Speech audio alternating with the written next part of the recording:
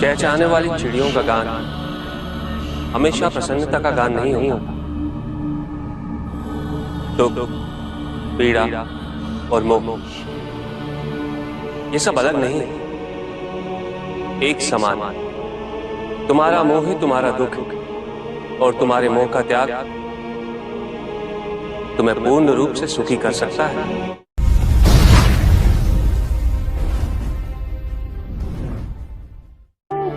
पूजित का साक्षात सामने होना मन को भटकने नहीं देता, किंतु जो सच्चे भक्त हैं भगवान तो उनके मन में, उनके हृदय में निवास करते हैं। जिनके हृदय में श्रद्धा है उनके लिए पूजा करने हेतु अपने आराध्य का साक्षात सामने होना अनिवार्य नहीं।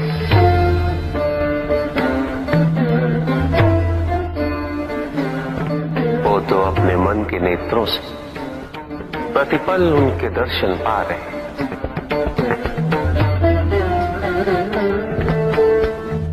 उनकी प्रत्येक अनुभूति में भगवान है।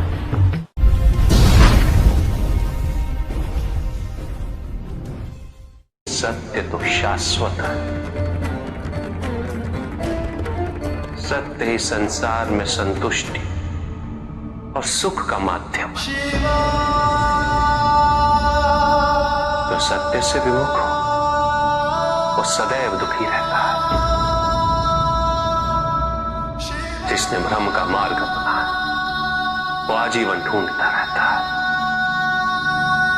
किंतु विडंबना यही कि उसे ये ज्ञात ही नहीं कि वो ढूंढ क्या रहा है। सत्य तो यही कि तुम एक दैव्य अंश हो।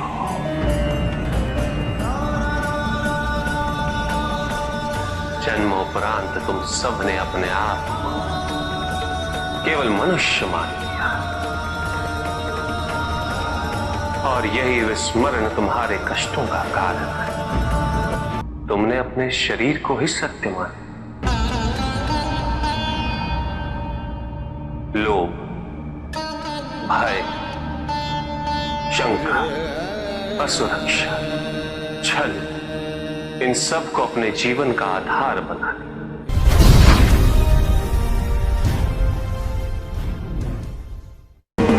महाशिवरात्रि का व्रत विशेष फलों को प्रदान करने वाला है।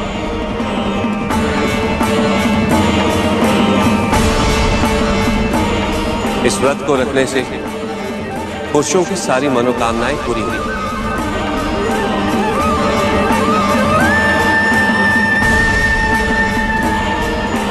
सुहागन स्त्रियों का सुहाग हमेशा बना रहता है और कुंवारी लड़कियों को मनचाहा वर मिलेगा।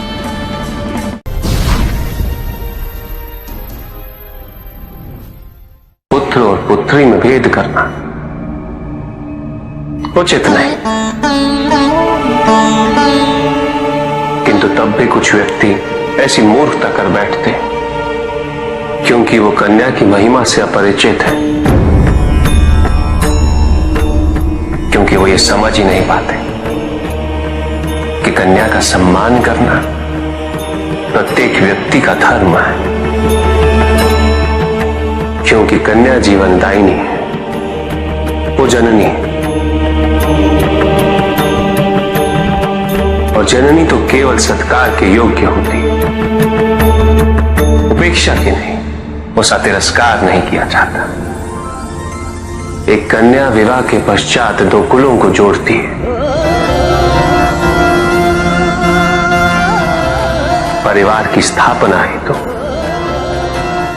एक कन्या की भूमिका पुरुष से कहीं अधिक महत्वपूर्ण होती है।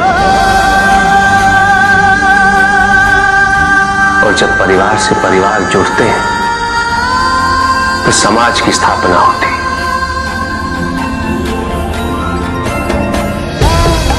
पुत्री को परिवार में, समाज में वही स्थान मिलना चाहिए वही अधिकार प्राप्त होना चाहिए जो एक पुत्र को प्राप्त होते हैं।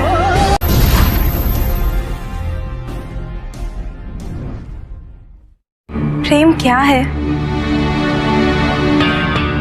बताइए महादेव, कृपया बताएं कि प्रेम का रहस्य क्या है? क्या है इसका वास्तविक स्वरूप? क्या है इसका भविष्य? प्रेम क्या है ये तुम पूछ रही हो पार्वती? प्रेम का रहस्य क्या है? प्रेम का स्वरूप क्या है? तुमने ही प्रेम के अनेकों रूप उजागर किए हैं पार्वती। तुमसे ही प्रेम की विभिन्न अनुभूतियां हुई। तुम्हारे प्रश्न में ही तुम्हारा उत्तर निहित है। क्या इन विभिन्न अनुभूतियों की अभिव्यक्ति संभव है?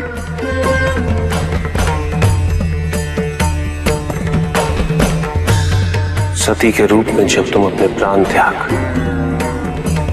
मुझसे दूर चली गई,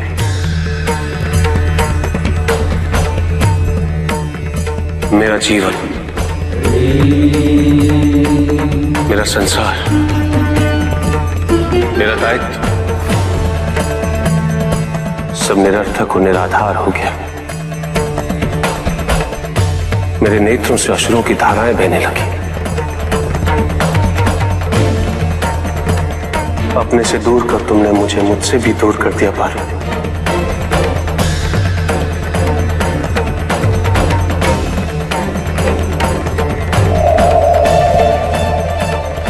यही तो प्रेम है पार्वती। तुम्हारे अभाव में मेरे अधूरेपन की अति से इस सृष्टि का पूर्ण हो जाना, यही प्रेम है। तुम्हारे और मेरे पुनः मिलन करवाने हेतु इस समस्त ब्रह्मांड का हर संभव प्रयास करना, हर संभव षड्यंत्र रचना।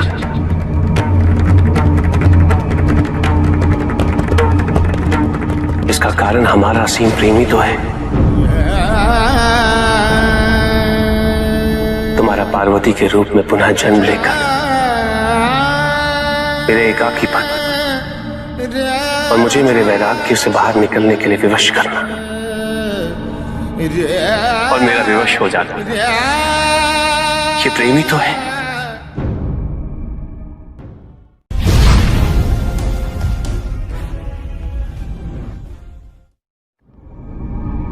चंद्रमा उसी जल में प्रतिबिंबित होता है जो जल शांत स्थिर। यही तो समस्या होती है मन की। मन कभी भी शांत नहीं हो पाता है। जहां शांति नहीं वहां कुछ भी नहीं रुकता।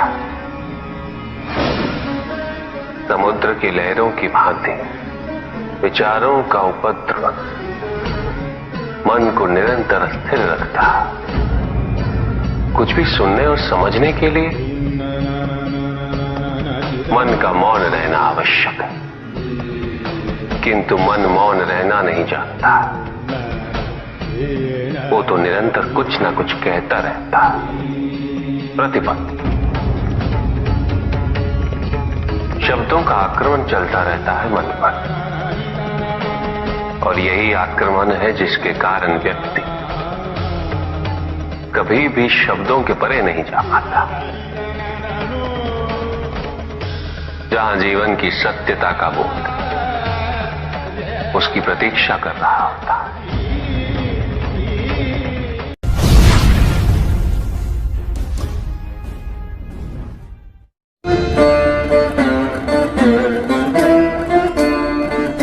मैं वो हूं जो नहीं है,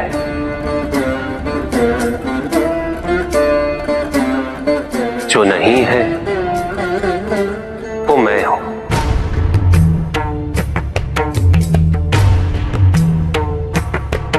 चिरकाल तक सभी को यह स्मरण रहे, जब आप में श्वास है तो मैं आप में हूं। देव देव महादेव शिवा, देव देव। और जिस क्षण आप में श्वास नहीं, तब आप मुझ पे। देव शिवा देव देव महादेव।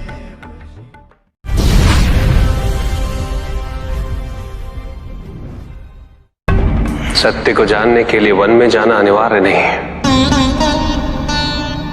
अपने निजी, पारिवारिक और सामाजिक दायित्वों का परित्याग भी आवश्यक नहीं। सत्य तो सदैव हमारे साथ है, हमारे सामने, किंतु हम स्वयं धीरे धीरे उस पे अपने क्रोध, अपने अहम, भय, विचार और महत्वाकांक्षाओं जैसे कई आवरण चढ़ा देते हैं। सत्य हमसे नहीं, हम स्वयं सत्य से दूर हो जाते हैं।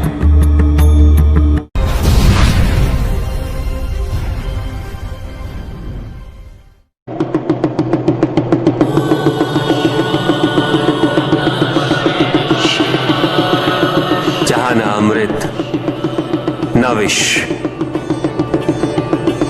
न सुख, न दुख,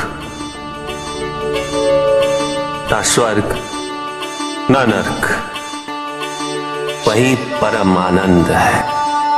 उसी परम आनंद तक की यात्रा है तुम्हारी। ये यात्रा आनंद के सानिध्य की है। ये यात्रा सानिध्य के आनंद की है। और इस यात्रा में मैं प्रतिपल तुम्हारे साथ हूं। मुझे ढूंढो मत, केवल पहचानो, तुम ही मैं हूं, मैं ही तुम। हर आरंभ का मैं ही अंत हूं और हर अंत सदैव मेरा ही आरंभ होगा।